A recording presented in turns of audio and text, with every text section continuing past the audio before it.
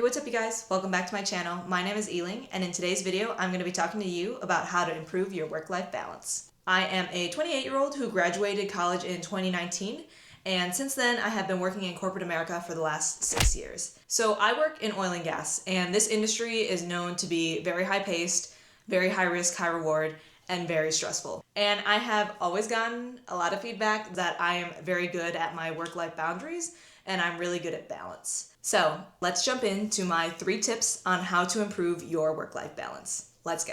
So my first tip is you have to have the mindset.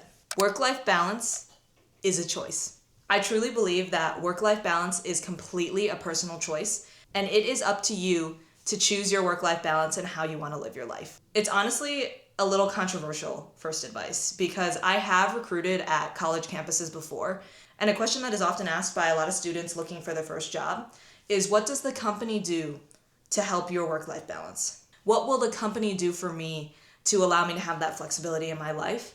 And I truly believe that companies can have policies that help you with your work-life balance, but it is ultimately up to you to choose what you do with that. No matter how good the work-life policies are, the company will not walk you out of your office at 5 p.m. to leave work to get back to your family.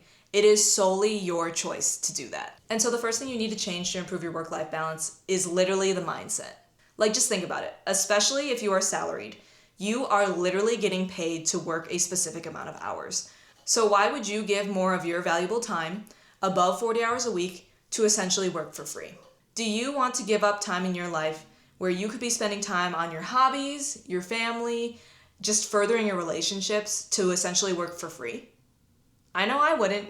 And honestly, it did take me a while to get to this point. When I first started working, I didn't really think that the 40-hour work week was actually a thing. And so I would often work 45 to 50 hours a week in the beginning. But I honestly think that COVID was one of the best things that happened to me in shifting my mindset, because I got to see a lot of layoffs, a lot of people lose their jobs, and for what?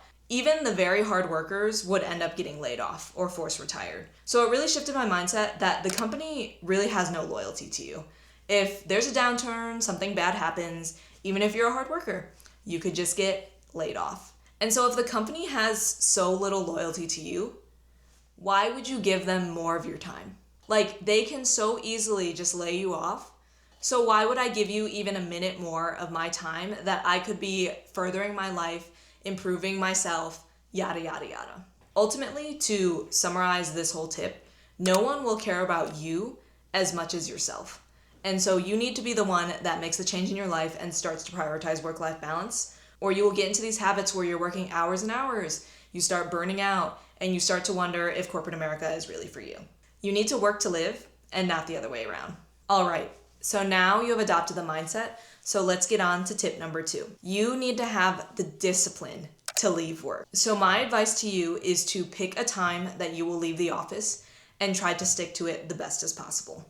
I'm not saying that this is going to be perfect. I work in a very fluid industry, so as you can guess, I don't leave at the exact same time every day. And honestly, some days end up being longer than others. That's just a reality of some people's 9-to-5 job. You may not have total control of your schedule, but you need to commit to a time to yourself and promise yourself that you will try to leave at this same time every day. For me, that cutoff time is 4 p.m.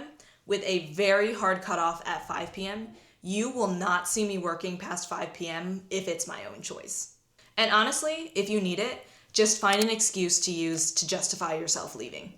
I'm not saying that you need an excuse to leave. You don't need to explain to anyone why you're leaving as long as you're getting your work done. But if it helps you justify leaving, then come up with that excuse. It can be anything from traffic. It can be something like caretaking. I don't have kids, but I do have a dog. And picking her up from daycare is a great excuse to have to leave the office because daycare is going to close and I have to go get my dog. And then another good excuse that I often use is working out. So I go to a workout class. It is at 5:30 every day. If I do not leave the office by 5 p.m., I will miss my workout class and I will be very angry for not getting my health and fitness goals for the day. My 5:30 workout class is definitely my encouragement to leave the office and stop working. So again, you have to be very intentional about work-life balance. You have to want it yourself. And so if you don't even pick a time that you're willing to leave work, you're never going to improve. If any of my coworkers schedule a meeting past 4, I even go so far as to suggest a completely new time. Like, that is how much I'm committed to this 4 p.m. leaving time. And there are no reoccurring meetings on my calendar that are past 4 p.m. You need to pick the time to leave, and you need to be disciplined enough to actually act on it. All right, so you have the mindset, you have the time you want to leave. What could possibly be the third tip? My third and final tip for work-life balance is you have to know when to cut it off. You've already done the hard part. You've literally left work, so don't log back on. I would say now more than ever, it is very hard to disconnect from work. Almost everyone has a work phone. I got mine right here. And so people can literally contact you with like a click of the button. And you can refresh your emails and your texts with literally just a swipe up. So when it's so easy to reach you, I can understand why it's very hard to disconnect from work and not log back on. But again, work-life balance is a mindset. And so you need to be intentional and you need to try to cut yourself off. In this day and age, it is so easy to stay connected. Like I've said before, I have always had an on-call job. I have my work phone right here. So it is always on me, like always connected to me at the hip. It's so easy for me to just turn this on and check my emails. But especially because you're on call and work can take such a toll on your life and can literally call you at any point in time to log on, you need to be the one that cuts it off and does not look at your work phone after work hours. So whenever I finish my work for the day, I put my work phone on the counter, somewhere easily accessible that I can hear it if I get a call or a text, but I intentionally do not touch my phone once I get home. I don't refresh my emails, I don't check my texts, because it is so easy to get into that rabbit hole where you see one small follow-up that will only take you 5 minutes and then boom, you're working. I completely understand that if you are on call, you can't just completely ignore your phone, but that's why you shouldn't give work even a second more of your time by checking emails or trying to get something done when they can literally call you at any point in time. You also want to try to avoid logging on after work hours just to get stuff done. My biggest motto is that work takes the time you give it, and companies will always take as much of your time as possible. So don't give them a second more of your time for free. Like, just think about it. These companies, especially the really big companies, have existed for years and years and years, probably longer than a lot of the workers have even been alive. So does that PowerPoint really need to get done right now? No, it doesn't. And if it's really important to the company, then it will get done. Like, that's another mindset shift that I had. If it's really important to the company, it will get done. You are not so important that only you can get this task done. If you as an individual leave and quit the company, it will literally keep operating. And so there's really no reason for you to commit so much time to this company to get this PowerPoint done, get this project done right now after hours, when they will literally survive without you. You are literally expendable.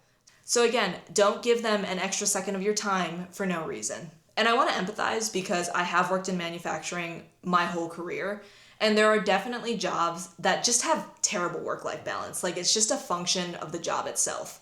It's just hard to practice these work-life principles when the job is really bad. So my advice for you, if you are in one of these jobs, is to really reflect and decide, is this the job for you?